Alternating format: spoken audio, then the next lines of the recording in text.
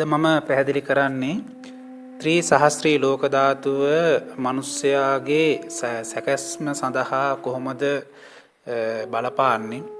ඒ අතර තියෙන සම්බන්ධතාවය ත්‍රී සහස්ත්‍රී ලෝක ධාතුවයි පෘථුවියයි මිනිස්යාගේ හිතයි අතර සම්බන්ධතාවය ඒ වගේම සිතේ තිබෙන මේ අවකාශය අමතක කරන ස්වභාවය බර ඝනත්වය පළවෙනි අපාය තලය සම්බන්ධව පැහැදිලි කරනවා. ඉතින් මේක විශාල පරාසයක්. ත්‍රී සහස්‍රී ලෝක ධාතුව කියන්නේ ඉරවල් 100 කෝටියක් තමන්ගේ හිස මුදුනේ තිබෙන පළවෙනි ඉරේ ඉඳන් ඉහළට 100 කෝටියක් ඉරවල් එකතු කරගෙන ඇතුළත් කරගෙන පවතින ලෝක ධාතුව තමයි ත්‍රී සහස්‍රී ලෝක ධාතුව කියලා කියන්නේ. ලෝක ධාතුව ලෝකයක් ඒක. දැන් අපි මේ ඉර යට ඉරත් එක්ක මේ සක්වල එක ලෝකයක් හැටියට අපි හිතනවා. මේක අපේ ලෝකය කියලා. එතකොට මේක එක ලෝකයක් විතරයි. අපි ජීවත් වෙන අපිට පෙනෙන ලෝකය අපිට නොපෙනෙන ලෝකතල තව 3ක් තියෙනවා. විශේෂයෙන්ම 3ක් තියෙනවා ලෝකතල. අපිට ඒ ලෝකතල පේන්නේ නැහැ. ඇහැට ගෝචරය වෙන්නේ නැහැ. ඒ ලෝක ධාතු 3. ඒක ලෝක ධාතුවක් කියන්නේ අපි ඒ තුල ජීවත් වෙන නිසායි. ඒක අපේම ලෝකයක්. ඒකත් ලෝක ධාතුව. ඒ කියන්නේ ඉරවල් 1000ක් එකතු වෙලා තනි ලෝක ධාතුවක් සකස් වෙලා තියෙනවා. ඒ එක ලෝකෙට සහස්ත්‍රී ලෝක ධාතුව කියන්නේ ඒක එක ලෝකයක්. ඒ එක ලෝකෙට ඉරවල් 1000ක් පායනවා. ඉරවල් 1000ක් පදනම් කරගෙන තමයි ඒ ලෝකය පවතින්නේ. ද්වි සහස්ත්‍රී ලෝක ධාතුව කියන්නේ ඒ සහස්ත්‍රී ලෝක ධාතු 1000ක් එකතු කරගෙන තවත් ඊට වඩා ප්‍රබල ලෝකයක් තියෙනවා. ඒක තමයි ද්වි සහස්‍රී ලෝක ධාතුව. එතකොට එවැනි ලෝක ධාතු 1000ක් එකතු කරගෙන තවත් විශාල ලෝහමය ලෝක ධාතුවක් තියෙනවා. ඊටාම ශක්තිමත් ලෝක ධාතුවක් තියෙනවා. මෙන්න මේ ලෝක හතරම කියන්නේ අපි මේ ජීවත් වෙන ලෝකය සහස්ත්‍රී ලෝක ධාතුව ද්වි සහස්ත්‍රී ත්‍රි සහස්ත්‍රී කියන ලෝක ධාතු තුනේම තමයි අපි ජීවත් වෙන්නේ. හැබැයි අපට පෙනෙන්නේ එක ලෝකයයි. අපේ ඇහැට ගෝචරය වෙන එක ලෝකයයි. ඇහැට ගෝචර නොවන ලෝක ධාතු තව 3ක් තියෙනවා. ඉතින් අපි ඇත්තටම ජීවත් වෙන්නේ ත්‍රී සහස්ත්‍රී ලෝක ධාතුවේ තමයි අපි ජීවත් වෙන්නේ. එක රේඛාට හිස මුදුනේ ඉඳන් අපි ඒ ලෝකයේ දිහා බැලුවොත් ඉරවල් කෝටි 100ක් පහු කරගෙන ගියාම තමයි ඒ ලෝකයේ සීමාව අපට දැක බලා ගන්න පුළුවන් වෙන්නේ. අන්න ඒ ලෝක ධාතුවේ තමයි අපි ජීවත් වෙන්නේ. ඒක අපට ගෝචරය වෙන්නේ නැහැ. ඒ කියන්නේ අපේ දැන් ශරීරයේ අභ්‍යන්තරය අපට හදවත ගෝචරය වෙන්නේ අපට හදවත දැනෙන්නේ නැහැ. ලේ ගමනාගමනය දැනෙන්නේ නැහැ. පෙනහළු දැනෙන්නේ නැහැ. වකුගඩු දැනෙන්නේ නැහැ. අස්ථි පද්ධතිය අපට දැනෙන්නේ නැහැ. මොළය දැනෙන්නේ නැහැ. කොහොමද කියලා නහරවල් දැනෙන්නේ නැහැ. නොදැනෙන විශාල පරාසයක් අපිට අපේ හිතට ගෝචරය වෙන්නේ නැහැ. ඇතුළේ ලේ ගමනාගමනය කොහොමද කියලා අපට ගෝචරය වෙන්නේ නැහැ. ආහාර දිරවන්නේ කොහොමද? ලේ වල ප්‍රතිදේහ කොහොමද නිර්මාණය වෙන්නේ? අපිට ඒව දැනෙන්නේ නැහැ. ඒව ක්‍රියාත්මක වෙනවා විතරයි. ඉතින් අපි ඇසට ගෝචරය වෙන්නේ නැහැ. ඒව ඇසෙන් වැහිලා තියෙන. ඒ වගේ අපට අපේ ඇසෙන් වැහුණු අපි තුල ප්‍රබල ක්‍රියාකාරීත්වයන් තියෙනවා. ඇත්තටම අපේ ක්‍රියාකාරීත්වය තියෙන්නේ අපෙන් පිටත නෙමෙයි අපේ ඇතුලේ. ඒක අපිට පේන්නේ අපේ අභ්‍යන්තරේ පේන්නේ නැහැ. ඇහැට පෙනෙන පරාසය තුල අපට ඒක ග්‍රහණය කරගන්න පුළුවන් කමක් නැහැ. ඇහැට නොපෙනෙන පරාසයක තමයි තියෙන්නේ. අන්න ඒ පරාසය තමයි සහස්ත්‍රී ලෝක ධාතුව ද්වි සහස්ත්‍රී ත්‍රි සහස්ත්‍රී ලෝක ධාතුවෙන් තමයි අන්නේ ක්‍රියාකාරීත්වයන් සිද්ධ කරන්නේ. ඒවා නොපෙනෙන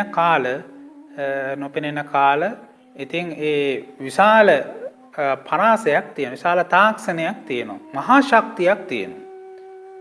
විශාල ශක්තියක් තියෙනවා. ඉතින් ඒ ක්‍රියාකාරීත්වය තමයි පැහැදිලි කරන්නේ. ඉතින් මෙතනදී අපිට පේන ඉරේ ඉඳන් තමයි අපි බලන්නට ඕන සිරස් අතට තනි රේඛාවට ආලෝක කිරණක් විදිහට. දැන් ඉරේ ස්වභාවයේ තමයි එක රේඛාවට තමයි ගමන් කරන්නේ. ඉරෙන් ආලෝකයේ හිරු කිරණ පැතිරෙන්නේ තනි රේඛාවට. ඒක තමයි ඒ ස්වභාවය. ඉතින් අන්නේ විදිහට මේ කිරණ ශක්තිය හිරු කිරණ සඳ කිරණ මේ කිරණ ගමන් කරන්නේ රේඛාවට. එතකොට ඒවයින් තමයි මේ සත්වයා පාලනය කරන්නේ. සත්වයා මෙහෙවන්නේ ඒ රේඛීය කිරණ වලින්. ඒතකොට රේඛීය ගතියක් තමයි තියෙන්නේ. අපිවත් එක රේඛාවට තමයි මේ පොළවේ හිටවල තියෙන්නේ. ඉතින් ඒ විදිහට මේ රේඛීයව දකින්න ඕන මේ සහස්ත්‍රී, ද්විසහස්ත්‍රී, ත්‍රිසහස්ත්‍රී ලෝක ධාතුව දකින්න ඕන රේඛීය විදිහට එකම රේඛාවක ගිහිල්ලා තමයි ඒක දැක බල රේඛාවක් දිගේ තමයි යන්න පුළුවන්. ආහාරෙ මෙහි ගිහිල්ලා අපට ලෝකය ග්‍රහණය කරගන්න බෑ. මොකද දැන් අපි ඉරට යන්න නම් එක රේඛාවකින් තමයි අපි යන්න ඕන. හිරු කිරණින් යන්න ඕන ඉරට. හඳට සඳ කිරණින් යන්නට ඕනේ. ඒ සඳ කිරණ ඔස්සේ හඳට ගිහිල්ලා හඳ ග්‍රහණය කරගන්න පුළුවන්. ඒ විදිහට මේ ලෝක ධාතුන් වලටත් යන්න ඕන. ඒ ඥාණයෙන් යන්න ඕන. ඒ අපට පෙනෙන ඒ කිරණ දිගේ යන්නට ඕන. ඒ කියන්නේ අපි දැන් කළුවරේ ඉන්නකොට යම්කිසි තැනකින් අපිට ආලෝකයක් එවනවා. අපි මේ මුල හොයන්න අර ආලෝකයේ දිගේම හොයාගෙන ගියාම අපිට මුලට යන්නට පුළුවන්. ඒක මාර්ගයක්. ඉදිරි මේ අපිට සහස්ත්‍රී ලෝක ධාතුව මොකද්ද? ද්විසහස්ත්‍ර මේවා සාමාන්‍ය කෙනෙකුට ග්‍රහණය කරගන්න පුළුවන් කමක් නැහැ. ඇහැට ගෝචර වෙන දෙයක්වත් නෙවෙයි. එතෙන්ට යන්න නම් ඒ ලෝක ධාතු වලින් එන කිරණක් ඔස්සේ යන්නට ඕන. ඒ කිරණ ඉරෙන් තමයි අවසාන වශයෙන් අපට මේ ඉරෙන් තමයි ඒ කිරණ අපි වෙත ගමන් කරන්නේ. එතකොට ඉර හරහා යන්නට ඕන. ඒතර හිස් මුදුනට තමයි මේ ඉර පිහිටන්නේ. එතන ඉඳන් දහසක් හිරු අරගෙන අපි බලමු සහස්ත්‍රී ලෝක ධාතුව කොහොමද සකස් වෙන්නේ, ඒක හඳුනාගන්නේ කොහොමද කියලා. ඉතින් එතනින් අපිට එහා ලෝක ධාතුව ඊට පස්සේ අපිට පුළුවන් හොඳට මේ සහස්ත්‍රී ලෝක ධාතුව අවබෝධ කරගන්න ඕන. තමන්ව අවබෝධ කරගන්න නම් තමන්ගේ ආධ්‍යාත්මය, තමන්ගේ අභ්‍යන්තරය තමන් අවබෝධ කරගන්න නම් සහස්ත්‍රී ලෝක ධාතුව අවබෝධ කරගන්නම ඕන.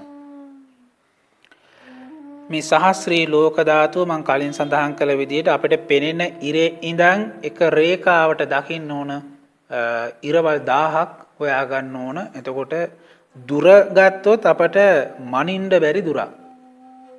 දැන් අපේ හිස මුදුනේ අහස තියෙනවා. අහසේ කෙලවරක් නැහැනේ. කෙලවරක් නැහැ, ඒක අනන්තයි.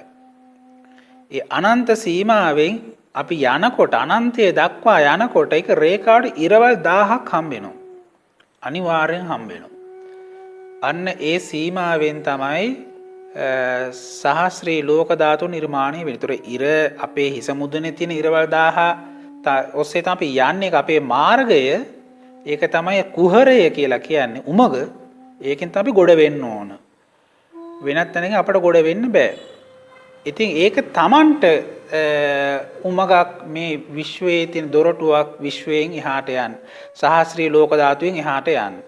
ඉතින් ඒක දැන් අපි මෙතන ඉන්නකොට මේ පෘථුවියේ එහා පැත්තේ කෙළවරේ රටක ඉන්න කෙනාට ඒ පැත්තෙන් තමයි එයාට ඉරවල් 1000ක් හම්බෙන්නේ. නැගෙනහිරේ ඉන්න කෙනාට ඒ පැත්තෙන්, බටහිර පැත්තේ ඉන්න කෙනාට ඒ පැත්තෙන්, ඒ විදිහට ඒ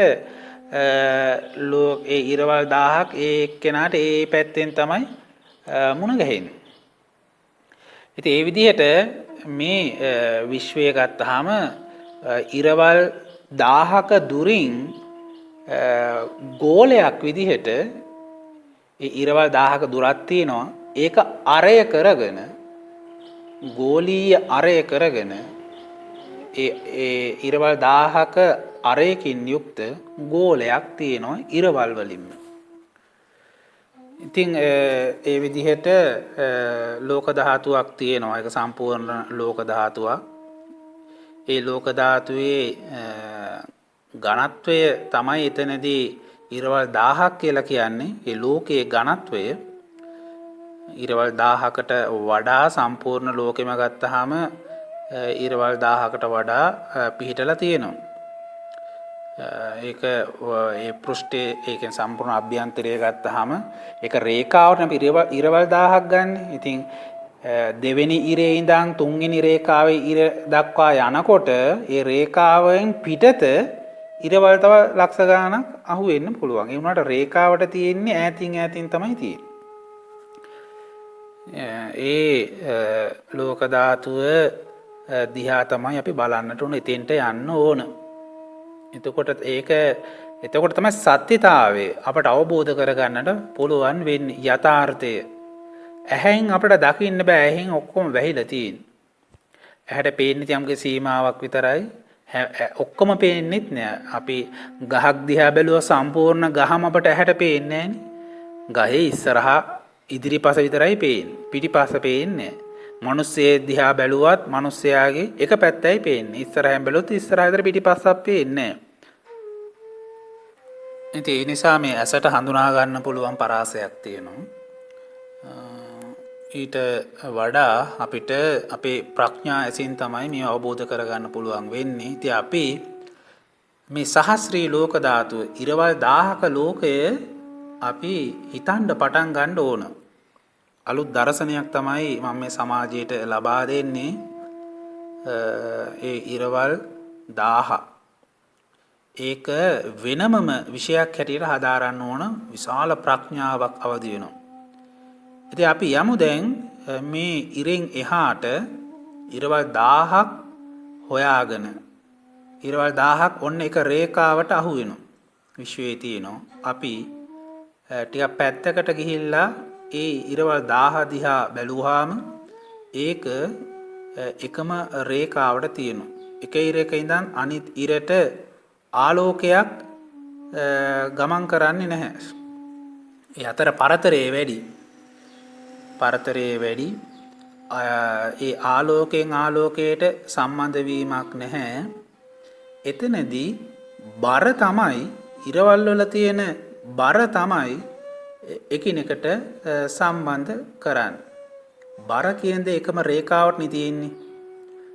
දැන් බර පෘථිවියේ බර ගත්තාම දැන් ඒක ගුරුත්වයට ඇදගන්න ශක්තිය හැටියට දක්වනවා. ගුරුත්වාකර්ෂණ බලය ස්කන්ධය ගුරුත්වාකර්ෂණ බලයෙන් ගුණ කරලා ඒ බර ගණනය කරනවා. එතකොට ඒකක ස්කන්ධයක් මත තමයි මේ බර රඳා පවතින්නේ. ඉතින් ඒ අපි සාමාන්‍ය වස්තුවක් ගත්තාම වස්තුවක බර පෘථිවි කේන්ද්‍රයේ විතර යොමු වෙලා තියෙන ඇද ගන්න ගතියක් තියෙන. ඒකට අපි කියනවා බරයි කියලා. මෙතනදී අපි මහ පොළොවේ ඉඳන් බැලුවාම මේ බර පෘථිවි අභ්‍යන්තරයට ඇද ගන්න ගතියක් තියෙනවා. මේ බර යොමු වෙලා තියෙන හැම දෙයකම බර යොමු වෙන්නේ පෘථිවි අභ්‍යන්තරයට. හරියටම මැද ලක්ෂයට කේන්ද්‍රයට යොමු වෙලා තියෙන මේ සෑම වස්තුවකම බර. ඒකට බර ඒ විදිහට ඒක හරියට අර තරංගයක් වගේ. දැන් ජල තරංග වටේට ගමන් කරනවා. ඉතින් ඒ වගේම ආලෝක තරංග රේඛීයව ගමන් කරනවා. බරත් තරංගයක් විදිහට පොළොවට හරියටම ඒ සිරස් අතට ඒ බර ක්‍රියාත්මක වෙනවා. බර ක්‍රියාත්මක වෙනවා. හරියට ඒක සිරස් අතර තමයි මේ බර ක්‍රියාත්මක වෙන්නේ පොළොවේ ඉඳන් බලනකොට. ඉතින් මේ ඉරේ බරත් අපිට ඒ විදිහට අපේ හිසට බලපානවා යොමු වෙලා තියෙන්නේ. අපිට ඒක ඉරේ රස්නය තමා දැනෙන්නේ. ඉරේ බරක් අපිට වෙනමම දැනෙන්නේ නැහැ. නොදැනුණාට ඒ ඉරෙන් තමයි මේ බර ඇති කරවන්නේ. ඉර හිස මුදුනට එන්නේ අපිට බර ලබා දෙන්න. අපිට ආලෝකය දෙනවා, අපිට රස්නය දෙනවා. ඊට අමතරව දෙන දෙයක් තමයි බර කියලා කියන්නේ. ඒක බර අපිට හඳුනා ගන්න බෑ. ඉරේ බර අපිට කොහොමද බලපාන්නේ? ඉතින් ඒක නිහඬයි. ඒක පේන්නේ නෑ. අපිට ආලෝකය නම් ඇහැට පේනවා. බර ඇඟටනේ දැනෙන්නේ. අපිට ඉරේ බරක් දැනෙන්නේ මහ පොළවේ බර නම් දැනෙනවා. මහ පොළවේ බර දැනෙනවා. හැබැයි මේ මහ පොළවට බර දෙන්නේ ඉරේ. මහ පොළොවට බරක් දීලා තියෙන්නේ ඉරේ. එතකොට ඒ ඉරේ බර අපිට මේ බරක් හැටියට ඇවිල්ලා තියෙනවා. ඉරේ බර. එහෙනම් බර අපිට එනවා. ඉරේ බරක් එනවා. ඒක දුර මත රඳා පවතින්නේ නැහැ. ඉර විශාල දුරකින් පවතින්නේ. ඒ වුණාට ඒ ඉරේ අපි ඉර අල්ලගනත් නැහැ. අපි ඉර උස්සගනත් නැහැ. ඒ වුණාට ඉරේ බර අපිට යොමු කරවලා තියෙන්නේ. ඉරේ බර. හැබැයි ඒ එක ඉරක් නෙමෙයි තියෙන්නේ. ඒක පිටුපස්සට වෙන්න සමීපයේම ඉරවල් 1000ක බරක් අපිට ඇවිල්ලා තියෙනවා. ඒ ඉරවල් 1000 එකට එක යා වෙන්නේ බරෙන්. හරියටම එකම රේඛාවට තිබුණාම අපේ හිස මුදුනේ ඉඳන් හරියටම ඉරවල් 1000ක් උඩට තිබුණාම ඒකේ ඒ ඉරවල් 1000ෙම බර එකට එකතු වෙනවා. ඒ ඉරවල් 1000ෙම බර ළඟම තියෙන ඉරට ඇවිල්ලා ඒ ඉර තමයි අපිට බරක් ලබා දෙන්නේ. අපිට එතනින් එහාට තියෙන ඉරවල් 1000ක් අපිට පේන්නේ නැහැ, අපිට ග්‍රහණය කරගන්න බෑ. නමුත් ඒ ඉරවල් 1000කගේම බර තමයි අපිට මේ ඇවිල්ලා තියෙන්නේ. එහෙම බරක් ගමන් කරන්න පුළුවන්ද? එක ඉරක ඉඳන් ඉරවල් දෙකක් අතරේ විශාල පරතරයක් තියෙනවා. සක්වල දෙකක්. මෙතන දැන් රේඛීයව ඉරවල් ගත්තාම සමහරට ඉරවල් 100ක පරතරේ තියෙන්න පුළුවන්. සක්වල 100ක පරතරේ තියෙන්න පුළුවන්. රේඛීය ඉරවල් දෙකක් අතර පරතරේ. එතකොට මේ වගේ බර එකිනෙකට යා වෙන්නේ කොහොමද? එක ඉරකට පුළුවන් ද අනිත් ඉරට බර දෙන්න? බරක් දෙන්නේ කොහොමද? අන්න එතන තමයි ප්‍රධානම ගැටලුව. අපිට හිතා ගන්න බැරි මේ දෙක අතර තියෙන අවකාශය. අපි ඉරවල් දෙකක් ගත්තොත් හිස මුදුනේ තියෙන ඉර සහ ඒ කෙලින්ම හිසයි පේන ඉරයි ඊළඟ ඉරයි එකම රේඛාවට පිහිටන ඒ ඉරවල් 3 ඉරවල් 2යි හිසයි යා කරන තනි රේඛාවේ පිහිටපු ඒ දෙවෙනි ඉර කොහොමද මේ බරක් දෙන්නේ? අපිට ඒක හඳුනා ගන්න ඉතාම අපහසුයි. ඉතින් ඒකට අපි එතෙන්ට ගිහිල්ලා බලන්නට ඕන. ඉරවල් දෙක ගැන අපි ගිහිල්ලා කල්පනා කරලා බලන්න මේ අවකාශයේ වැඩි. එහෙනම් අපිට දැනෙන්නේ නැහැ, අපිට හඳුනා ගන්න බෑ මේ දෙක අතර පරතරය වැඩි නිසා ආලෝකයවත් ගමන් කරන්න. ආලෝකයෙන්වත් සම්බන්ධ වෙන්නේ නැහැ. ආලෝකයෙන්වත් සම්බන්ධ නොවි බර කොහොමද එච්චර දුරක් ගමන් කරන්නේ? බරට එහෙම දුරක් ගමන් කර ආලෝකයට නම් දුරක් ගමන් කරන්න පුළුවන්. බරට එහෙම දුරක් ගමන් කරන්න පුළුවන්ද? බර වැඩි නම් ගමන් කරන්නේ නැහැ. බර කියන්නේ නතර වෙලා තියෙන දේ. නැවතුමක්. බරක් කියන්නේ නැවතුමක්. අපි නවත්තන්න බරක්නේ දෙන්නේ. බ්‍රේක් ගහනවා කියන්නේ, තිරිංග තද කරනවා කියන්නේ. එතනදී පීඩනයක් දෙන්නේ. බලයක් දෙන්නේ. බර වැඩි කරන්න. අපි බරක් දෙනවා. කකුලට බර අරගෙන බර දීලා තල්ලු කරනවා. එතකොට ඔන්න නවතිනවා, බ්‍රේක් ගහනවා කියනවා. නවතිනවා. එතකොට මේ බර කියන්නේ නැවතුමක්. අපි මහ පොළවේ නවත්වාගෙන ඉන්නේ බරෙන්. ගමන් කරන්නේ බර.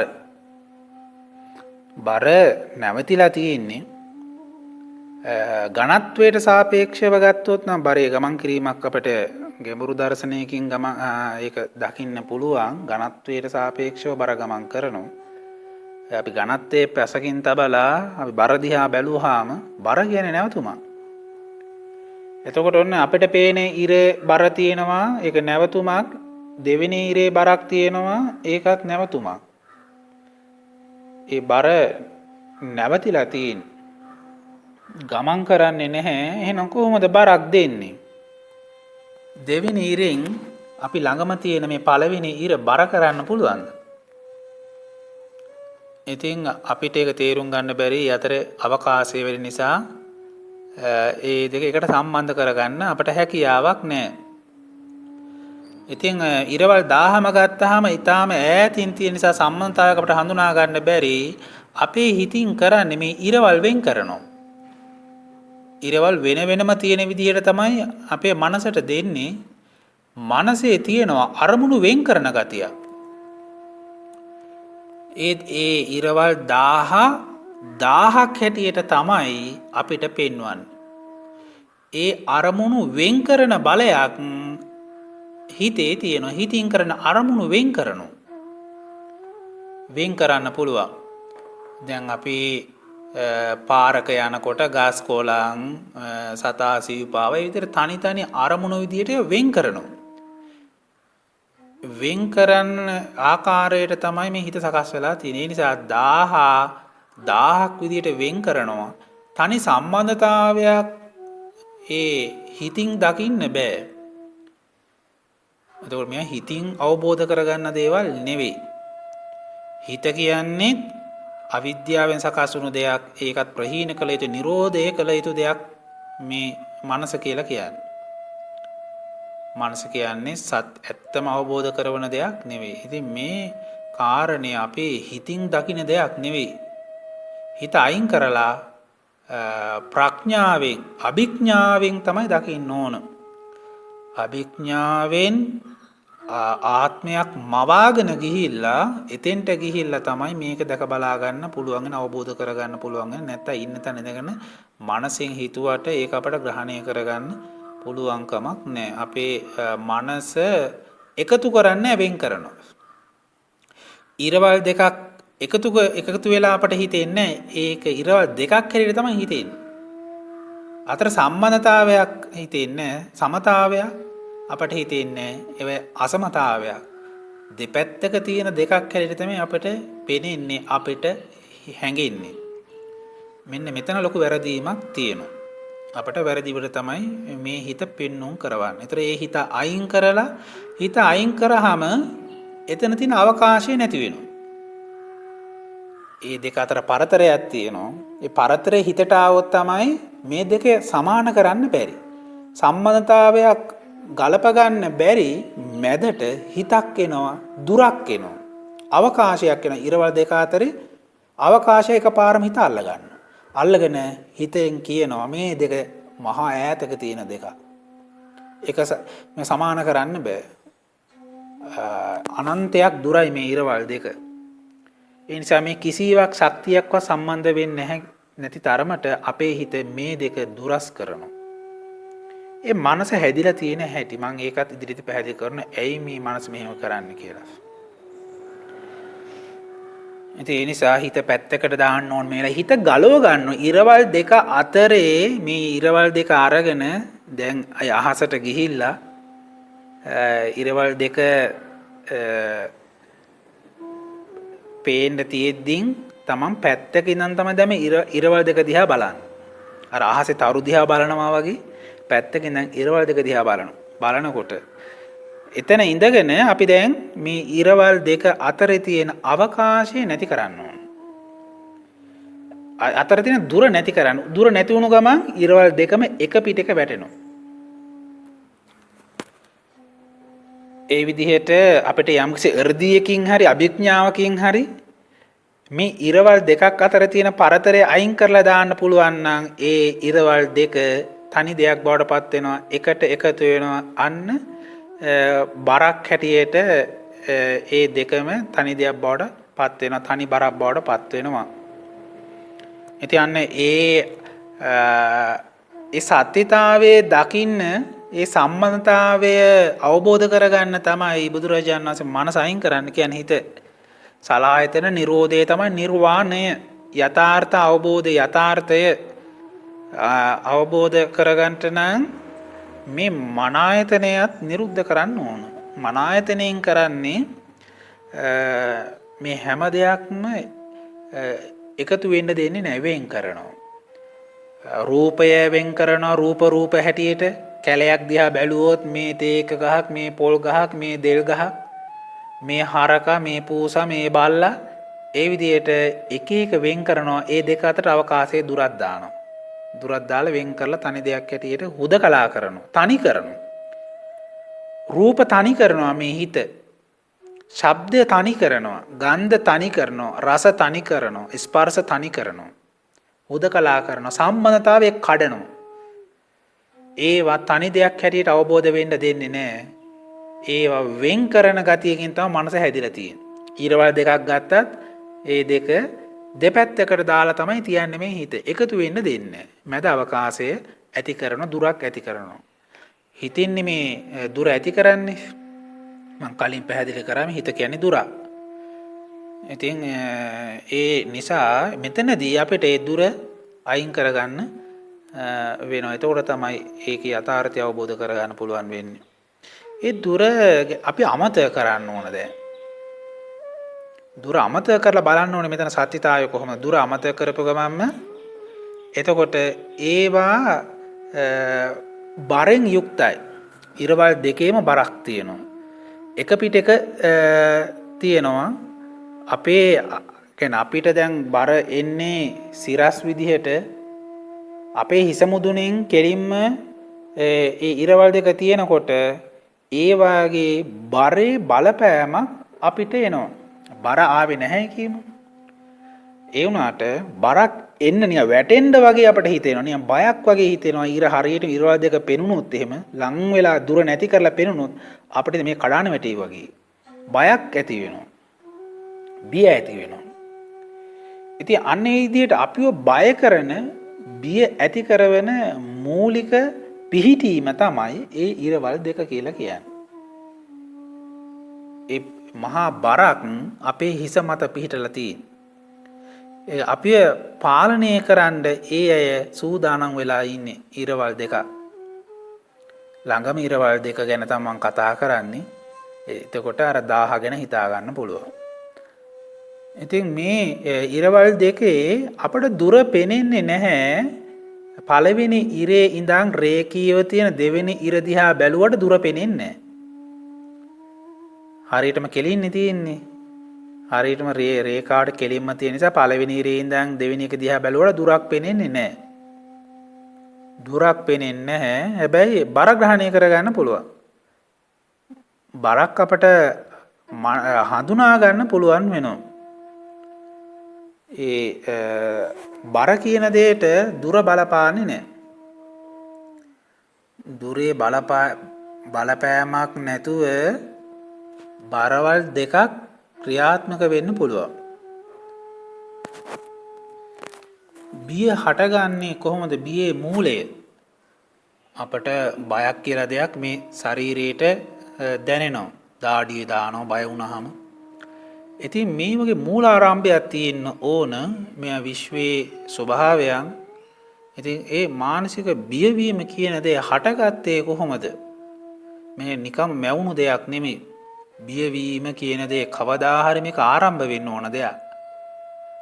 ඒක ඇත්තටම සිද්ධියක්. බය වෙනවා කියන එක සිද්ධියක්. යම්කිසි ක්‍රියාවන් සමූහයක එකතුවක්. බයවීමේ මූලය පළවෙනි පියවර තමයි ඉර. ඒ ඉරේ බර, හිස මුදුනේ තියෙන බර, ඒ බර අපි වෙතට බියක් හැටියට තමයි ඉස්සරලාම සම්බන්ධ වෙන්නේ. බියක්.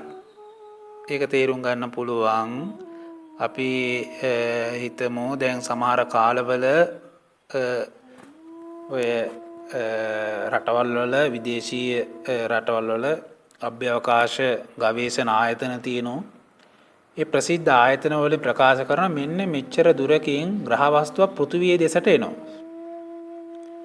පෘථිවිය දෙසට එනවා, පෘථිවියේ වදිනවා. එහෙම වුණොත් මහ විනාශයක් වෙනවා කියලා එයාලා හඳුනාගෙන කියනකොට ලෝකෙම බය වෙනවා. ලෝකෙම බය වෙනවා. එතකොට මේ බය ඇති කරවන්න ඇත්තට මේක දුර බලපාන්නේ නැහැ. දුරේ බලපෑමක් නැතුව ඒක වදින්නත් කලින් එහෙම දෙයක් තියෙනවා කියලා අපේ මනසට දැනෙනකොට අපේ හිතට බය කියන දේ ඇති වෙනවා. ඉතින් දැන් ඔය තියෙන ඉර කඩාන වැටෙන්නේ නැති බව අපට විශ්වාසයි. හැබැයි ඔය කඩාන වැටෙනවා කියලා කිව්වොත් මහා බයක්. එතකොට මේ ඉර බය හංගගෙන ඉන්න විදිහට තමයි පවතින්නේ. ඒ කියන්නේ අපිව බය කරන්න පුළුවන්. එකපාරම කඩා වැටෙන්න වගේ උත්සාහ කරොත් ලෝකෙම බය වෙනවා. ඒ කියන්නේ ඇත්තටම බියක් ඒක. ඒ නිසානේ බියක් දැනෙන්නේ. බිය ජනක දෙයක්. ඉර කියන්නේ බිය ජනක දෙයක්. ඒක විශාල බරක් තියෙනවා. වැදුනොත් ඉවරයි.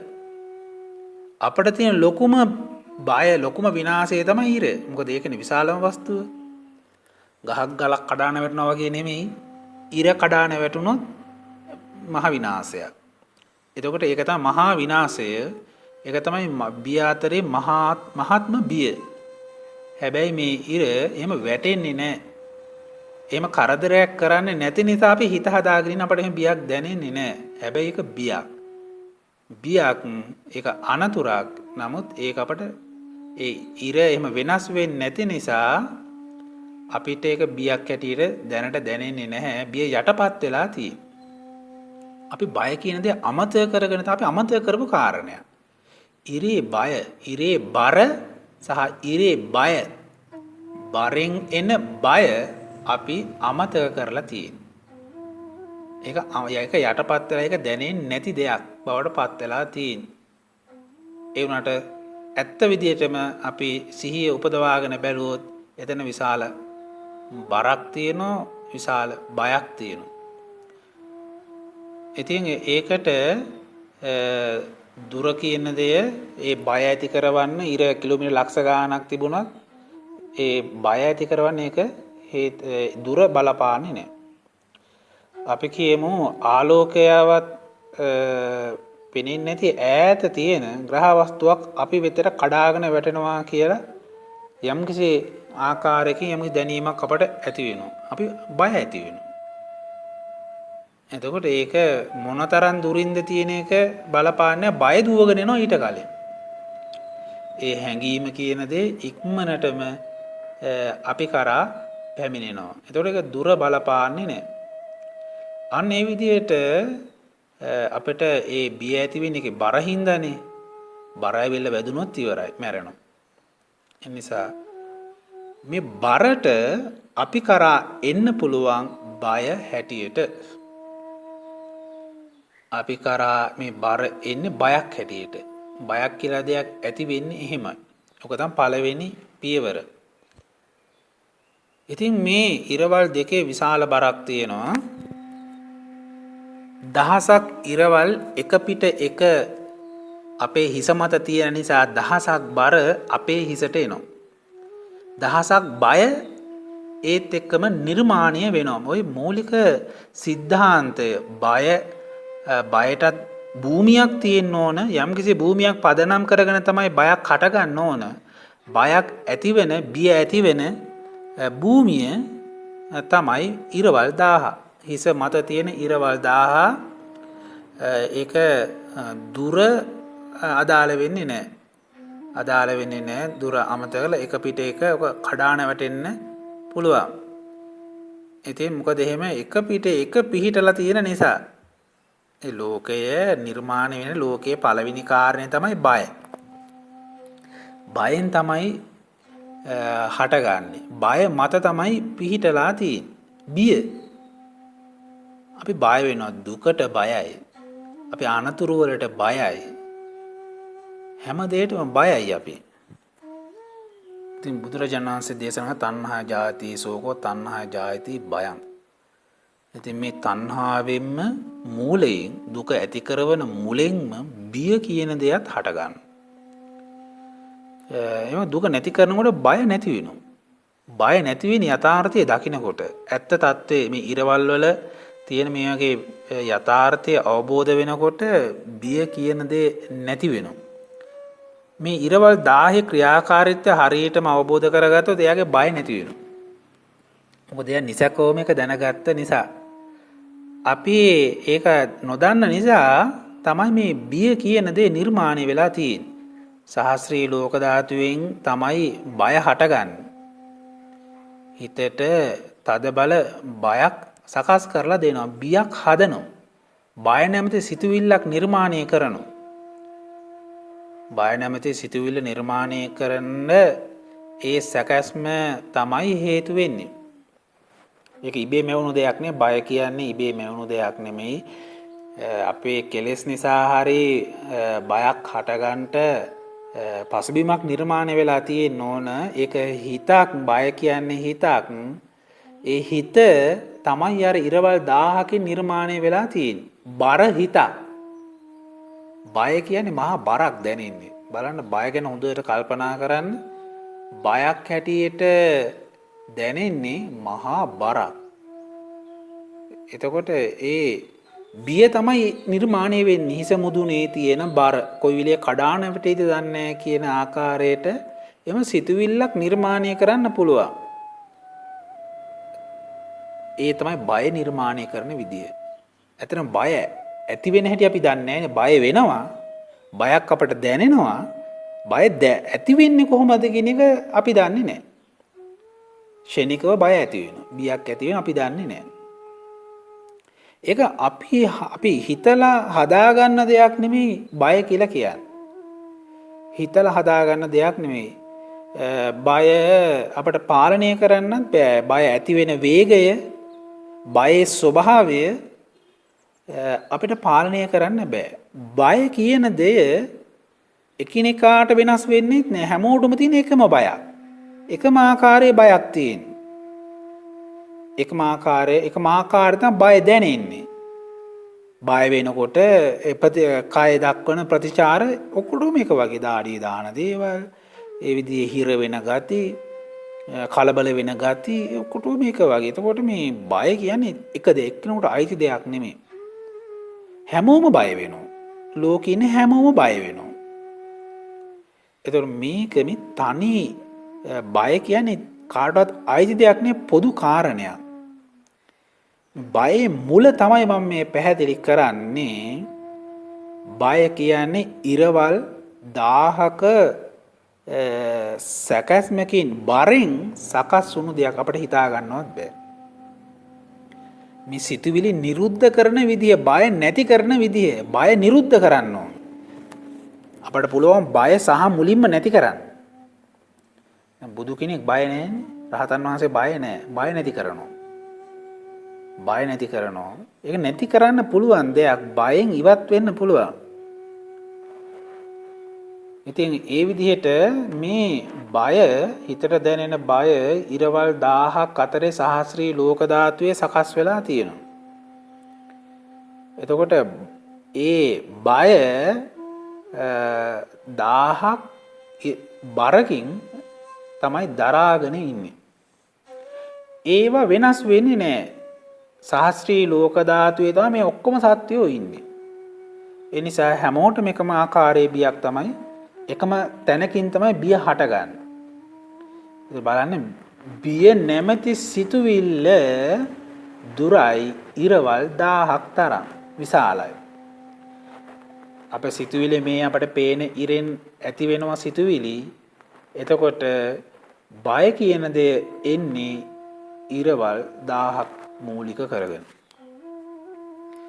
මම කලින් පැහැදිලි කරා අතීත කාලයේ එන්නේ මේ වගේ ලෝක ධාතුන් එකතු වෙලා අතීත කර්ම ශක්තියින් තියෙනවා අපේ.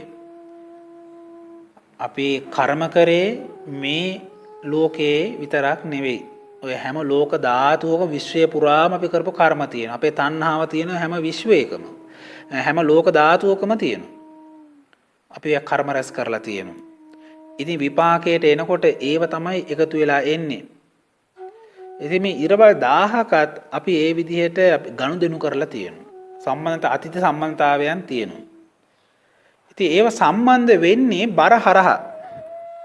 ඒ අතීත කර්ම ඒ දහසක් සක්වලවල් වල, දහසක් ලෝක ධාතු වල, ලෝකයන් වල අපි කරපු කර්ම අපි ගාවට එන්නේ, වර්තමානයේට එන්නේ කොහොමද? ඉස්සරලාම පටන් ගන්නේ, කර්මය හට ගන්න පටන් ගන්නේ බරක්කින්. ඒක බයක් වෙනවා. බයක් වෙනවා. ඊට පස්සේ තමයි අනිත් ප්‍රතිචාරයන් අපි මනසේ හදාගන්න. එතකොට මේ බය කියන දේ අපිට බය නොවී ඉන්න බෑ. මොකද එහෙම දෙයක් අපිට හදලා තියෙන අපි ඒ බය මත තමයි ඉන්නේ. දහසක් බය මත තමයි අපි ඉන්නේ. නිකම්ම බය වෙනවා. නිකම්ම බයකින්ද අහේතුකවත් බයක් අපට දැනෙන්න පුළුවන්. අපිට හේතුවක් හොයාගන්න බෑ. ඒ මොකද අපිව බය කරන්න තමයි ඉරවල් 1000ක් නිර්මාණය වෙලා තියෙන්නේ. ඒ බර තමයි අපි තුලට පැමිණෙන්නේ බයක් හැටියට. ඒක ඒ ඉරවල් 1000 එකිනෙකට සම්බන්ධ වෙනවා බියක් විදිහට. බිය කියන්නේ ඇත්තට මේක අපිට දැනෙන දෙයක්. බිය තියෙන්නේ ඉරවල් 1000ක් අතර. ඒක තමයි බය.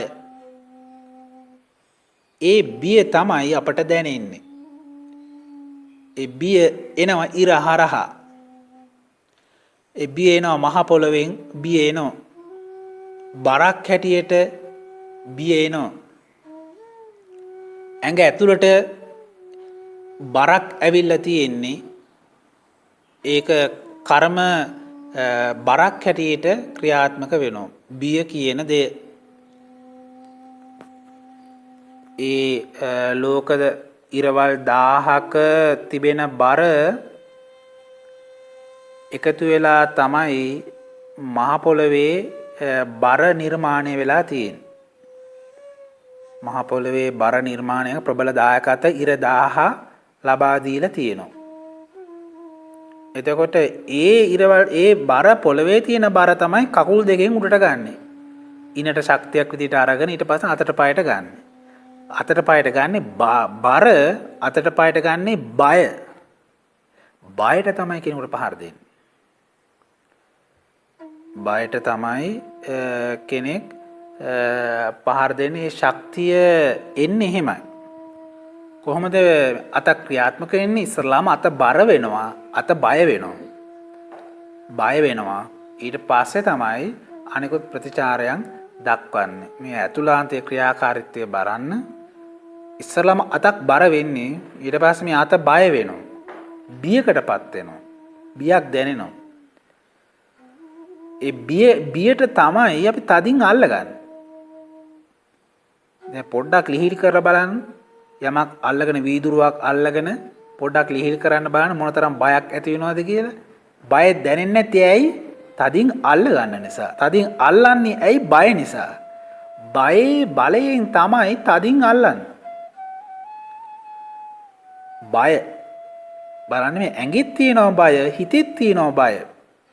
මේ තදින් අල්ලන්නේ කොහොමද? මේ ඇඟිලි පහක් තියෙනවා. මේ ඇඟිලි පහ පස් ආකාරයට කැඩලා ගිහිල්ලා තියෙන්නේ බය නිසායි. බයට හැදුණු ඇඟිලි පහක් තියෙනවා. ඉතින් ඒ බර අපට තදින් අල්ලගන්න හේතු වෙනවා බය කියන දේ. බය කියන්නේ ශක්තිය. දැන් බලන්න බිය වුණාම හයියෙන් දුවන්න පුළුවන්. හිතා ගන්න බැරි විදිහට බය වුණාම බය කියන්නේ බය වෙනකොට ලොකු ශක්තියක් එනවා. බයට දුවන්න පුළුවන් වෙනද දුවනකට වැඩිය. බයට වැඩපලක් කරන්න පුළුවන්. බයේ වැඩපලක් කරන්න. ඒ කියන්නේ බය කරන්නේ. බය කරලා වැඩ ගන්න එකයි. බයට වැඩ කරනවා. බැරි දේත් කරන්න පුළුවන් බය කරාම. බය කියන්නේ ශක්තිය. ඒක හඳුනා ගන්න ඕන, අවබෝධ කර ගන්න ඕන විශේෂ ශක්තියක් තමයි බය කියලා කියන්නේ. ඒක ක්ලේශයක් හැටියට තමයි ධර්මයේ දක්වන්නේ බිය කියන දේ. එතකොට ඒක අපිට බය නොවී ඉන්න බෑනේ. බය කියන දේ හිතලා නවත්තන්න පුළුවන් දෙයක් නෙමෙයි. බය කියන දේ හටගත්තට පස්සේ තමයි බයක් අපට දැනෙන්නේ. බය කියන්නේ ශක්තියක් විදිහට තමයි ක්‍රියාත්මක වෙන්නේ. බරෙන් එන ශක්තියක්, බරෙන් ගන්න ශක්තියක්. ඒක අරගෙන තමයි වැඩපලක් කරන්න පුළුවන් වෙන්නේ. හැම වැඩක්ම කරන්න බය තියෙන්න ඕන. බය නැත්තම් මේ ශක්තියක් එන්නේ නැහැ. ඒ බර තියෙනවා. බර අපි ප්‍රයෝජනෙට ගන්න ඉස්සරලාම හටගන්නේ බයක් ඇවිල්ලා තමයි ඊට පස්සේ ඒක අපි ඒ විදිහට හසුරුවන්නේ. ඉතින් ඒ විදිහට විශාල බයක් තියෙනවා. ඒ බිය පොළවේ අභ්‍යන්තරෙත් ප්‍රබල විදිහට තියෙනවා. පළවෙනි අපාය භූමියේ තියෙන ප්‍රබල බයක්. ඉරවල් 1000කින් එන බයක් ඒ භූමියේ තියෙනවා. ඉතින් මේක සම්ප්‍රදායට සහ මුලින්ම විරුද්ධ දෙයක් මම මේ කියන්නේ. කෙනෙකුට හිතා ගන්න බැරි දෙයක්. බය පිළිබඳව වෙනමම දර්ශනයක්. බයට බය වෙනවා විතරයි සමාජය. බය හඳුනාගන්නේ නැහැ. බය කියන්නේ ශක්තියක්. බය කියන්නේ විශ්වයේ පිහිටීම. බය කොච්චර දුරයිද? ඉරවල් 1000ක් තරම් මේ බය කියන දේ දුරක ඉඳන් එන්නේ. ඉරවල් 1000ක බර දරාගෙන ඉන්නවා මේ බිය කියන දේ. මිනිස්යාට ඉරවල් 1000ක බයක් තියෙනවා. එක බයක් නෙවෙයි, එක පුජ්‍යලියෙකුට තියෙන බයක් නෙවෙයි. ඉරවල් දහසක බියක් මේ මිනිස්යාට දැනෙනවා. ඒ ඉරවල් දහසක බිය ශක්තියක් හැටියට යා ප්‍රයෝජනෙට ගන්න. ඒ බියට වැඩ කරනවා. බයට වැඩ කරන්නේ. ඒ කියන්නේ සමහර අයට බය තමයි වැඩ කරන්නේ. දැන් ගෝලයෝ, ශිෂ්‍යයෝ ගුරුවරයාට බය වැඩ කරනවා. බය වැඩ කරනවා. එතකොට දරුවෝ දෙමාපියන්ට බය වැඩ කරනවා. එතකොට ඒ ස්වාමීන්ට බය සේවකයෝ වැඩ කරනවා. නීතියට බය රටවැසියෝ වැඩ කරනවා. නීතියට බයයි. නීතියක් කියලා දෙයක් ඇවිල්ලා තියෙන එකයි. නීතියක් හදන්නේ මිනිස්සු විදිහට බියක් ඇති කරන හමුදාවක්. බයට තමයි හමුදාවක් නිර්මාණය වෙන්නේ. හමුදාව. බය කියන්නේ හමුදාවක්. බය කියන්නේ ආයුධයක්. ඒතර ඔය ලොකු රටවල් විශාල ආයුධ නිර්මාණය කරලා තියෙනවා. ඒ බය නිසායි. බය නිසා, ඒ බර නිසායි. ඒ ලොකු බරක් දරාගෙන ඉන්න නිසායි එයට ලොකු බයක් දැනෙන්නේ. එනිසා ඒ ලොකු බර ලොකු බයක් කරගෙන ලොකු බය ලොකු ආයුධයක් කරගෙන තියෙනවා. ලොකු බියක් නසන්නනේ ලොකු ආයුධයක් නිර්මාණය කරන්නේ. ලොකු බියකට සූදානම් වෙන්න. එවැනි ආයුධයක් නිෂ්පාදනය වෙන්නේ. එතනක් තියෙන්නේ බයේ බලය.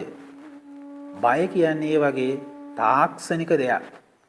අතපය මෙහෙ කරවන්නේ බලන්න සියුම් නුවණින් බලන්න හැමතැනම තියෙන බය. බයට තමයි අතපය එහෙ මෙහෙ කරන්නේ. ආරක්ෂාව කියන්නේ එතනක් තියෙන බය. ආරක්ෂාව කියන්නේ බය. බය තමයි ආරක්ෂාවක් හැටියට අපි ආරක්ෂා වෙන්නේ. බයෙන්නේ ආරක්ෂානේ, බියෙන් ආරක්ෂා වෙන්නේ. බියෙන් හටගන්න දෙයක් තමයි ආරක්ෂාව. බිය නිසයි ආරක්ෂාව. බිය හේතු කොටගෙනයි ආරක්ෂාව. ඒතකොට ආරක්ෂාවේ මුල තියෙන බිය. බිය මත තමයි ආරක්ෂාව පිහිටලා තියෙන්නේ. බිය තමයි පොළව. ඒකෙන් හටගත්ත ගහක් තමයි ආරක්ෂාව කියලා කියන්නේ. ඒක දරාගෙන ඉන්නේ ආරක්ෂාව පෝෂණය කරන්නේ. ආරක්ෂාව සැලසුම් කරන්නේ. සංවිධානය කරන්නේ බිය. ඉතින් බිය කියන්නේ විශ්වයේ ප්‍රබල ශක්තියක්, ප්‍රබල මූලයක්. සහස්‍රී ලෝක ධාතුව ඒ විදිහට සත්වයාගේ බිය නිර්මාණය කරලා තියෙනවා. ඒ බය එක ඉරකට හදන්න අමාරුයි. එක ඉරකට සකස් කරන්න, එක ඉරකට කෙනෙකුට ලොකු බයක් දැනෙන්නේ නැහැ. ලොකු ශක්තියක් ගන්න බෑ. අර වගේ විශාල ශක්තියක්, විශාල පරාසයක් ඕන සත්වයා හිතේ බියක් ඇති කරවන්න. බිය කියන්නේ අවබෝධ කරගන්න ඕන කාරණයක්. බිය මත අපි පදනම් වෙලා තියෙන බිය කියන්නේ භූමියක්. බිය කියන්නේ ඇත්තටම භූමියක්, පොළොවක් බිය කියලා කියන්නේ. බය කියන්නේ පොළොවක්. එක පොළොවක් නේ, අර ඉරවල් 1000ක ඒ පොළවල් එකතු වෙලා තමයි බය නිර්මාණය වෙන්නේ. බය මූලික පදන ඉරවල් 1000ක පොළවක්. ඉරවල් 1000ක භූමි. ඉතින් ඒ වගේ දුර නැති කරලා දුර එතනදී ගණනය වෙන්නේ නැහැ. මොකද එක මත එක තියෙන රේඛීයව තියෙන පිහිටීමක් තමයි එතනදී මූලික වෙන්නේ. ඒක හිස මතත් එක පිහිටන විදිහට තනි කෙලින් පිහිටන විදිහට තමයි ඒ ලෝක ධාතු නිර්මාණය වෙන්නේ. ඒතකොට තමයි බර ක්‍රියාත්මක වෙන්නේ. දුර අයින් වෙනවා. එතකොට ඒ විදිහට ඒ ක්‍රියාකාරීත්වය සකස් වෙන්නේ එහෙම අපිට හිතා ගන්න බෑ කොහොමද ඒක වෙන්නේ කියලා. ඒ පිහිටීම තමයි අපිට ඒක මනසට දැනෙන්නේ නැහැ. අපිට දැනෙන්නේ බියක් හැටියට විතරයි. අපිට මේ පිහිටීම හඳුනා ගන්න මම මේ කියන කාරණේ විශ්වාස කරන්න බෑ. ඇත්තටම කෙනෙකුට විශ්වාස කරන්න බැරි දෙයක්. මොකද කෙනෙක් විශ්වාස කරන්නේ තමන්ගේ හිත. හිතට දැනෙන දේ විශ්වාස කරන්නේ. හිත මේ කියන කාරණයට විරුද්ධයි. හිත සකස් මං කලින්ම පැහැදිලි කරේ ඒකයි. හිත එකතු වෙන්න දෙන්නෙම නැහැ. වස්තුන් දෙකක් එකට එකතු වෙන්න දෙන්නෙම නැහැ. හිත කරන්නම වෙන් කරන එක. හිත වෙන් කරන එක. ඒ හිත නොඑක් සාක්ෂි අරගෙන අරමුණු වෙන් කරනවා. එතකොට මේ කාරණය ඒ හිතට විරුද්ධව අවබෝධ කරගත යුතු දෙයක්. හිත නිරෝධයෙන් අවබෝධ කරගත යුතු දෙයක්. එතකොට මේ අවබෝධ කරගැනීමෙන් හිත නිරුද්ධ වෙනවා, බය නැති වෙනවා. එතකොට නිකම්ම පහසුම ආකාරයකට දර්ශනයකින් මේ දේ ග්‍රහණය කරගන්න බෑ. ගොඩක් කල්පනා කරන්න ඕන. නැවත නැවත මෙනෙහි කරන්නට ඕන. හිත සමාධිමත් කරගෙන සමාධිමත් හිතින් දකින්න. කලබලකාරී මනසින් මේ යථාර්ථය දකින්නට බෑ. බිය දකින්නට ඕන. අපි බිය අවබෝධ කරගන්න ඕන කාරණයක්. බිය අවබෝධ කරගන්න ඕන. බයට බය වෙලා හරියන්නේ නැහැ.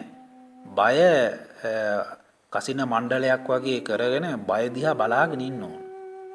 බලන්න ඔය හැම බයකින්ම යන්න බැරිද කියලා ඉරට ඉරවල් 1000කට යන්න බැරිද? බයට යන්න පුළුවන්. ඒ බයෙන් තමයි ගමන් කරන්නේ. අතපය හැම දෙයක්ම ක්‍රියාත්මක වෙන්නේ බයෙන්. මම කලින් කිව්වා අවකාශය කියලා. බර කයි බර තියෙන බර නැති කරන්නේ හිත නැමැති අවකාශය යොමු කරවලා එතන බර නැති කරලා එහෙම ක්‍රියාත්මක කරනවා. ඉතින් එතනම තියෙන බරත් එක්කම එන කාරණේ තමයි බිය කියලා කියන්නේ. බියත් ඒත් එක්කම හට ගන්නවා. බිය හට ගන්නවා. ඉතින් ඒක අපි අවබෝධ කරගන්න ඕන. බිය කියන කාරණේ හැමෝම තුල තමන්ගේ කයේ බරක් දැනෙනවා නම් බරේ තරමට බියක් දැනෙනවා. බියක් තියෙනවා. ඒක බයක්. බර කියලා කියන්නේ බයක්. හැම බරක්ම එහෙමයි. මේ පෘථිවියේ බරක් තියෙනවා නම් ඒ බර බයක්. බියක්.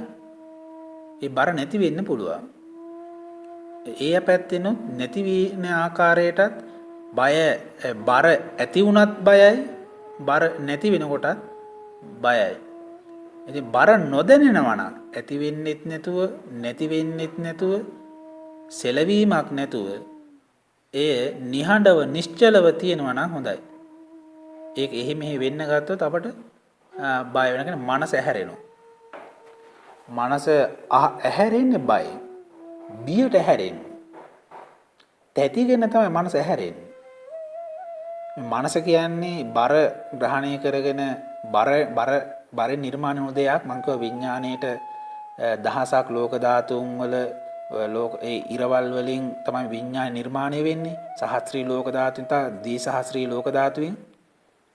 ඉතින් ඒවා එන්නේ බරක් හැටියට මං කියව විඥානයේ බර එනවයි කියලා. විඥානයේ බර වෙනවා බරක් ඕනේ කියලා.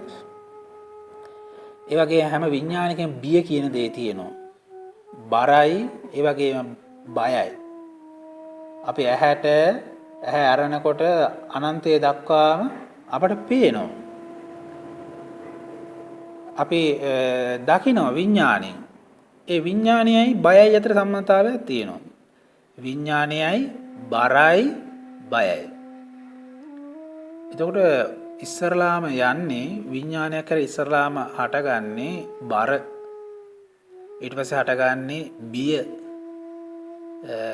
ඊට පස්සේ තමයි ඒ අවකාශයන් සකස් වෙලා අරමුණු වෙන් වෙන්න පටන් ගන්න. වෙන් කරන්නේ බයෙන්.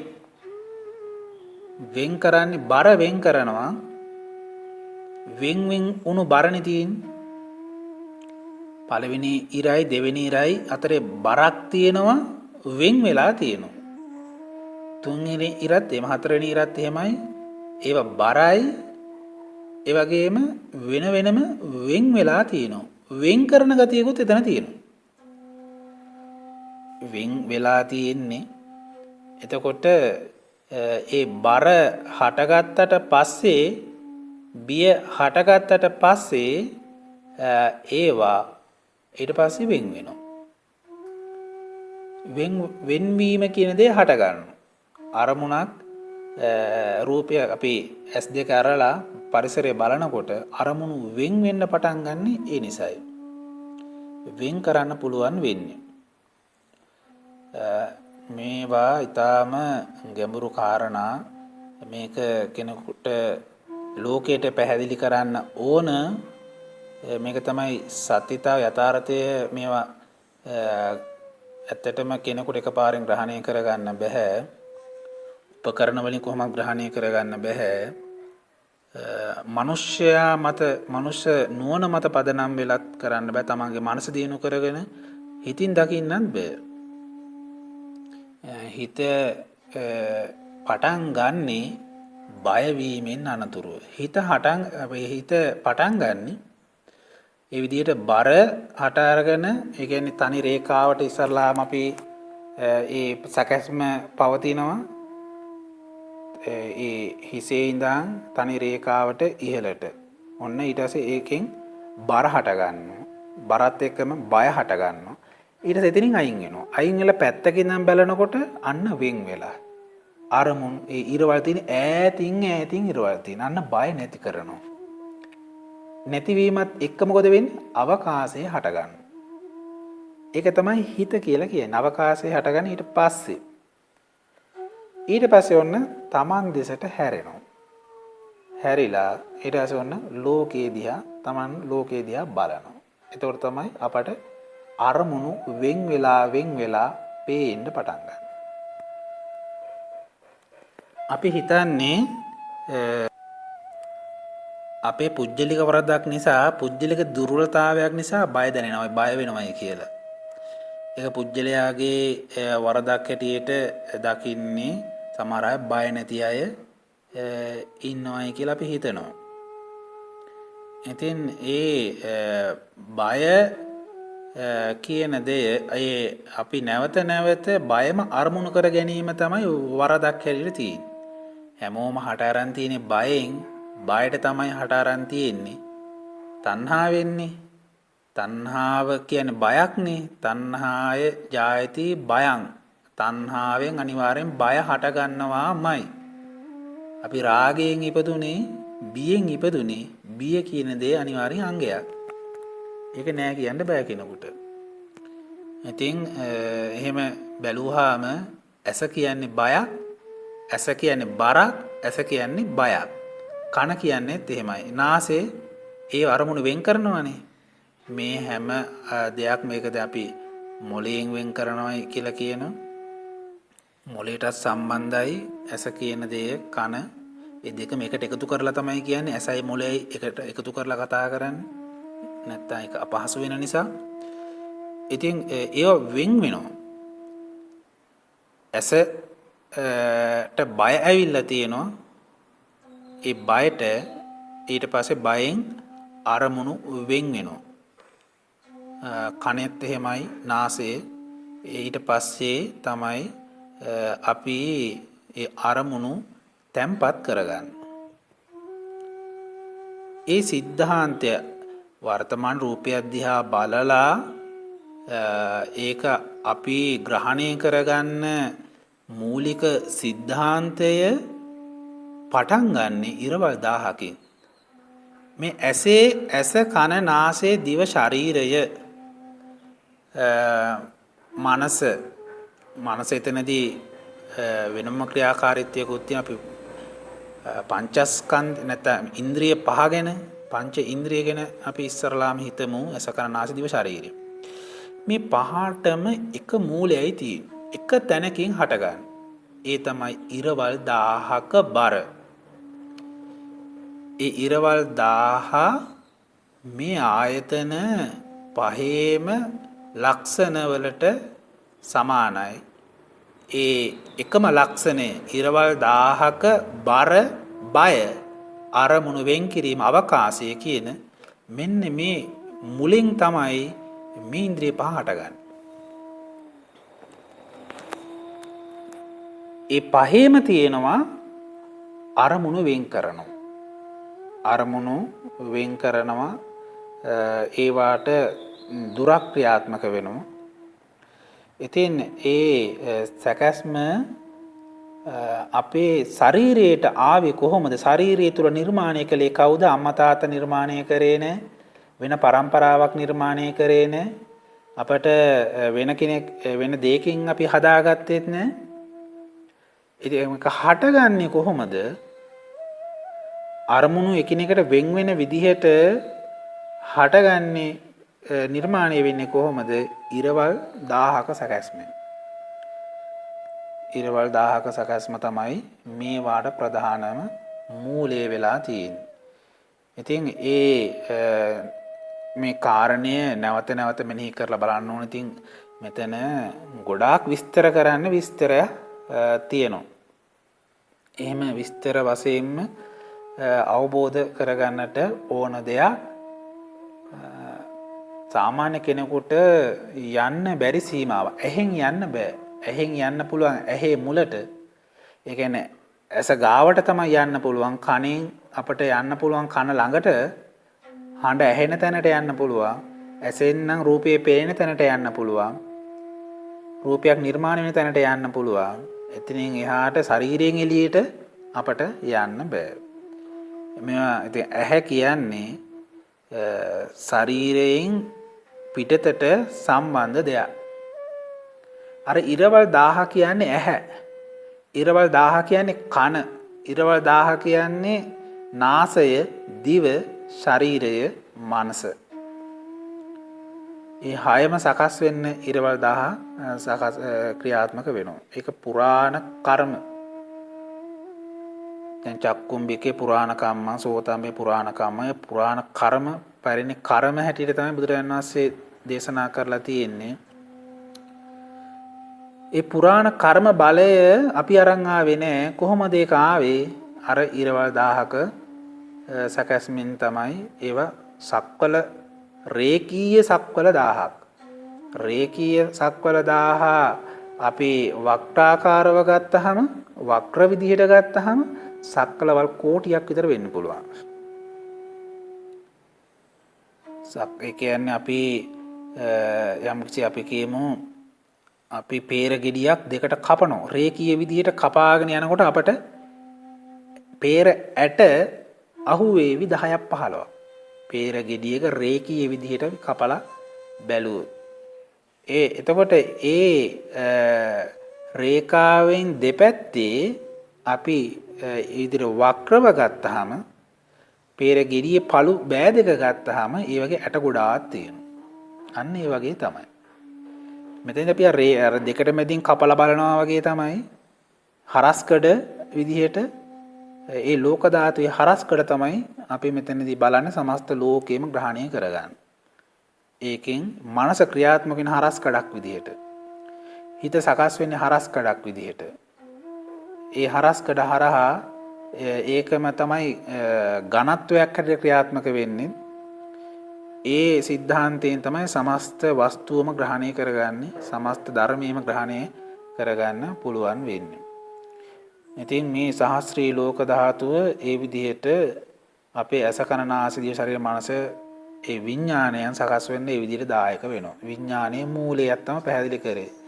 ද්විසහස්‍රී ලෝක ධාතුව ගත්තාම එතන තවත් වෙනම සාකච්ඡා කරන්න ඕන. දැනට මම සහස්‍රී ලෝක ධාතුවෙන් නතර කරනවා, කාලය ගොඩක් ගත්තා. ඉතින් මේක නීරස වෙන්නට පුළුවන්. මනස මේ කියන්නේ බන්ධනයන් කඩාගෙන එළියට යන්න ඕන දෙයක්. ඉතින් මනස ගොඩාක් දුවනවා නම්, හිත දුවනවා නම්, සමාහිත භාවය නැත්නම්, කලබලකාරී නම් මේ දෙවෙනි ඉරට තුන්වෙනි ඉර ගාවට යන්න බෑ. ඒ නිසා මුලින්දම්ම මේ දේශනා මාර්ග හොඳට ශ්‍රවණය කරන්න අවබෝධ කරගන්න ඒකේ මනස නිර්වුල් වෙනවා තියුණු වෙනවා. තියුණු මනසින් තමයි මේ සහස්‍රී ලෝක ධාතුවට යන්නට ඕන. ඊටම රසවත් මහා ප්‍රඥාවක් අවදි වෙන යථාර්ථය අවබෝධ කරගන්න පුළුවන් ලෝක ධාතුවක් තමයි සහස්‍රී ලෝක ධාතුව කියන ප්‍රඥාවන්තයන්ගේ ලෝක ධාතුව. රහතන් වහන්සේලාගේ ලෝක ධාතුව තමයි සහස්‍රී ලෝක ධාතුව කියලා කියන්නේ. ඉතින් ඒක අපිට මේ ජීවිතය තුළම ඒක අවබෝධ කර ගැනීම තුළින් සංසාරෙම අපිට වෙනස් කරගන්නට පුළුවන් වෙනවා. ආරම්භයේදී මම පැහැදිලි කරා ත්‍රිසහස්ත්‍රී ලෝක ධාතුවයි මිනිස්සු අතර සම්බන්ධතාවය පැහැදිලි කරනවා කියලා මේ අවස්ථාවේ කෙටි මම පැහැදිලි කරන්නම්. ඉතින් ඒ සහස්ත්‍රී ලෝක ධාතුන් තව 10 ගුණයකින් වැඩි වෙනවා ද්විසහස්ත්‍රී ලෝක ධාතුවේ විඥාණය එතන සම්පූර්ණ වෙනවා. එතනදී බිය කියන දෙයත් යටපත් වෙලා අරමුණු දැනගන්න තැනට ද්විසහස්ත්‍රී ලෝක ධාතුවෙන් මේ ආයතනෙ සංවර්ධනය කරනවා. හිඩසක් නැහැ, පරතරයක් නැහැ. ඒතකොට බය කියන දේ ඇති වෙනකොට දුරක් කියලා දෙයක් නැහැ. දුර නැති නිසා දුර නැති කිරීමේ මනසේ තියෙන අපිට දුරක් කියලා දෙයක් දැනෙනවා. අන්නේ දුර නැතිවීමෙන් තමයි බය කියන දේ ඇති වෙන්නේ. දුර කියන දේ නැතිවීමෙන් තමන්ට යම්කිසි අරමුණක් පිළිබඳව බියක් දැනෙනවා නම් ඒ අවස්ථාවේ තමන් සහ ඒ අරමුණ අතර තියෙන දුර වැඩි කරගන්න, දුර අවබෝධ කරගන්න කලින් කිව්ව විදිහට මාර එළියට අත දැමීමේ ක්‍රමය මම දේශනා කරා. ඒ විදිහට ඒ දුර අවබෝධ කර ගැනීම තුළින් බය කියන දේ නැති කරගන්න පුළුවන් වෙන අවකාශය ඇති කර ගැනීම තුළින් ඒ දුර නැතිවීමෙන් තමයි බය තමන් වෙතට පැමිණෙන්නේ. තමන් තුරට පැමිණෙන්නේ එහෙමයි. ඉතින් මේ පළවෙනි ලෝක ධාතු 10න් රේකීය සක්වල 10න් ඒ විදිහට බිය ඇති වෙලා ඊට පස්සේ අරමුණු වෙන් කරනවා. ඒ දුර නැති කරලා ඊට පස්සේ බිය ඇති වුණාට පස්සේ පැත්තකට ගිහිල්ලා ලෝක ධාතුන් දිහා බැලුවාම ඉරවල් 1000 දිහා බැලුවාම අන්න ඒ ඉරවල් ඈතට ගමන් කරනවා. එතකොට මනස පළල් වෙනවා. හිත ඈතට ගමන් කරනවා. ඈතින් ඈතට ගමන් කරනවා. එහෙම ඈතින් ඈතට ගමන් කරන්න බිය කියන දේ අඩු වෙලා බරත් ඊට පස්සේ ඈතට යන්න බර අඩු වෙනවනේ. දුර තියෙන කියලා හැඟීමක් ආවම බර කියන දේ අඩු වෙනවා. ඊට පස්සේ බය කියන දේ අඩු වෙනවා. බය 10 ගුණයකින් අඩු වෙනවා. දෙවෙනි තුන්වෙනි පියවරේදී ඒ විඥානයේ මූලික සකස් වීම. ඉතින් ඊට පස්සේ ලෝක 10 ගුණයකින් ලෝක ධාතුව වර්ධනය වෙනවා. වර්ධනය වෙලා එතනදී ද්විසහස්‍රී ලෝක ධාතුව අරමුණු කරගන්නවා. හිඩස් නැති වෙනවා. එතනදී අර ඉරවල් දෙකක් අතරේ කලින් හිඩස දැක්කා. ඒකත් ඊට පස්සේ නැති කරනවා. නැති වෙනවා. ද්විසහස්‍රී ලෝක ධාතුවෙන් ඒක නැති කරනවා. 1000ක් අතරට 10000 පුරවනවා. ඉරවල් දෙකක් අතරට ඉරවල් 10000 පුරවනවා. පිරෙනවා. අන්න විඥානේ පිරෙනවා. ඊට පස්සේ විඥානේ පිරෙනවා. අවකාශයේ පිරෙනවා. අවකාශයේ පිරීලා ඒක තනි දෙයක් බවට පත් වෙනවා. දර්ශනයක් හට ගන්න තැනට පත් වෙනවා. ඉතින් ඒක තමයි චක්කු විඥාන, සෝත විඥාන හැටියට සම්පූර්ණ වෙන්නේ. ත්‍රිසහස්‍රය ඒකත් දහස් ගුණයකින් වැඩි වෙනකොට බාහිරට තමන්ගේ මනස ගමන් කරනවා. බාහිර අරමුණු වෙන්න පටන් ගන්නවා. එතකොට ඒ ද්විසහස්‍රී ලෝක ධාතුව දහස් ගුණයකින් බලවත් වෙලා ඒ පිරුණට පස්සේ ඒක ඝන වෙනවා, තද වෙනවා.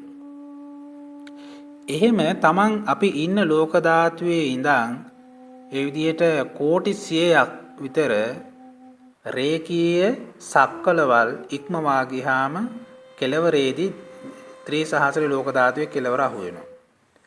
එතන ලෝහමය පටලයක් තමයි තියෙන්නේ, පොළොවක්. මෙතන ඉඳන් බලනකොට එකතු වෙලා මහා පොළොවක් නිර්මාණය වෙනවා. ඉතින් අපි කරන්නේ කොහොමද දැන් ඒක දකින්න?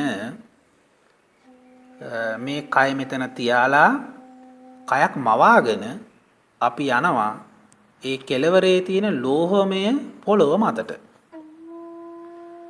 පොළොව මතට ගියාම තමන්ට ජීවත් වෙන්න පුළුවන්. හැබැයි තමන් මෙතන අදිෂ්ඨානයක් තියලා යන්න ඕනේ. මෙතන හිත තියලා යන්න ඕන. හිතක් මවාගෙන තමයි එතෙන්ට යන්න ඕන. සහස්ත්‍රී ලෝක ධාතුවේ කෙළවරට යන්න පුළුවන් වෙන්නේ මේ ඉන්න තැන හිත තියලා ගියොත්. මෙතන ඥාන ශක්තිය තියලා යන්න ඕන. විඥාන ශක්තිය තියලා යන්න ඕන.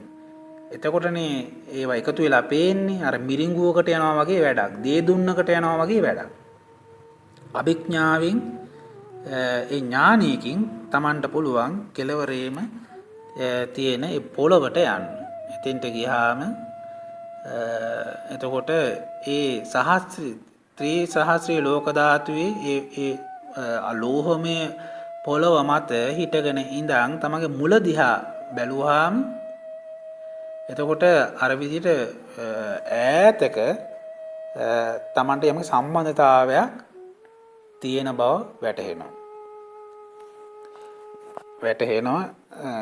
එතකොට ඒ මූලය අපි කරන්නේ ඊට පස්සේ සදාකාලිකව අමතක කරනවා. අර ත්‍රිසහස්‍රී ලෝක ධාතුවේ ලෝහමය පොළව උඩට ආවට පස්සේ අර කලින් හිටිය තැන අපි හිතක් තියලානේ ආවේ, විඥාන ශක්තියක් තියලා ආවේ. එතන අමතක කරනවා. අමතක කරලා මෙතන පදිංචි වෙනවා.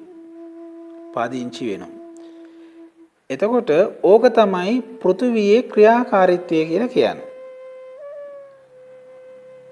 ඒ නතර වුණු ජීවිතය තමයි දැන් අපි මේ ගත කරන්නේ. ඒ ත්‍රිසහස්‍රී ලෝක ධාතුවෙන් තමයි මේ මතු පිට පොළොව නිර්මාණය කරලා දීලා තියෙන්නේ. එතකොට අපි ඒ ලෝක ත්‍රිසහස්‍රී ලෝක ධාතුවේ ඉන්න විදිහට තමයි මේ ජීවත් වෙන්නේ. ඒ මානසිකත්වයෙන් ජීවත් වෙන්නේ. අර මුලින්ම හිටපු තැන අපි අමතක කරලා තියෙනවා. ඒ අමතක කරපු නිසා තමයි ජීවත් වෙන්න පුළුවන් වෙන්නේ. හැබැයි අපේ සම්මතතාවයේ අර මුලින්ම අපි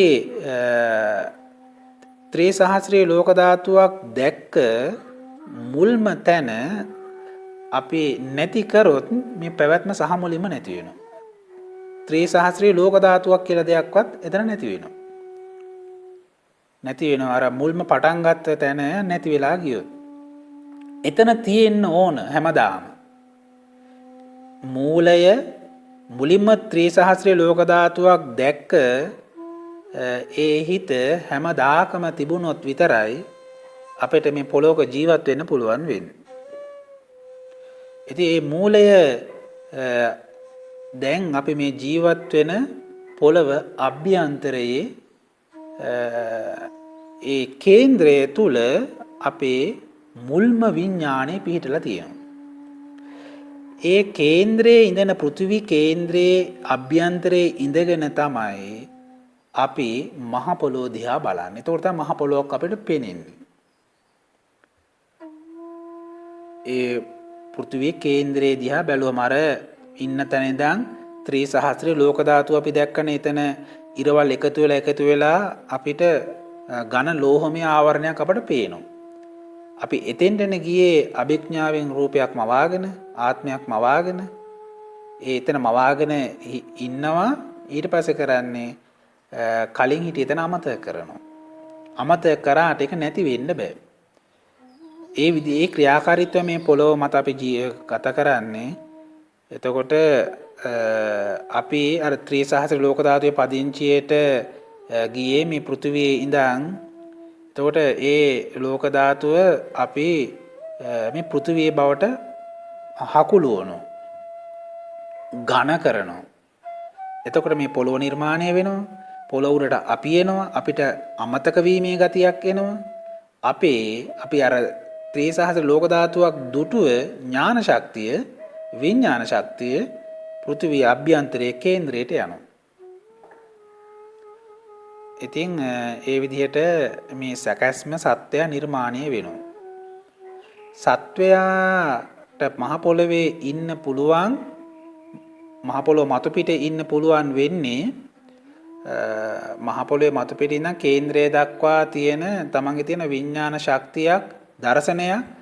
මොකද මුලින්ම අර කේන්ද්‍රෙන් ඉඳන් තමයි උඩ දැක්කේ, පොළොව දැක්කේ.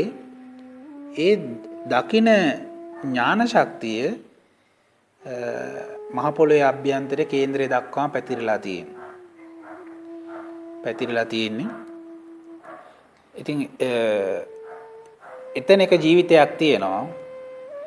ඒ ජීවිතය අමතක කර පොළොව අභ්‍යන්තරයේ දර්ශනය අමතක කරලා තමයි අපි මේ මහ පොළොවේ ජීවත් වෙන්නේ. ඒකට කියනවා මෝහ බලය කියලා. මෝහ බලයෙන් තමයි අපි මේ පවතින්නේ. යථාර්ථය අවබෝධ කරගත්තොත්, මුලට ගියොත් තමන් මේ ත්‍රිසහස්‍රී ලෝක ධාතුවක් දුටුව මුල්ම අවස්ථාවට තමන්පත් වුණොත් මේ මහ පොළොවක් කියලා දෙයක් තමන් නිර්මාණය වෙන්නේ නැහැ. මහ පොළොවක් දකින්න පුළුවන් කමක් නැහැ. මෝහයක් කියලා දෙයක් නිර්මාණය වෙන්නේ නැහැ. අවිද්‍යාවක්, රැවටීමක්, මායාවක් නැහැ. විශ්වයේ කොහේවත් එයාට පොළොවක් නිර්මාණය වෙන්නේ නැහැ. එයාට සකස් වෙන එයා දර්ශනය මත තමයි එයා ඊට පස්සේ පවතින්නේ. ඉතින් ඒක තමයි නිර්වාණය කියලා කියන්නේ.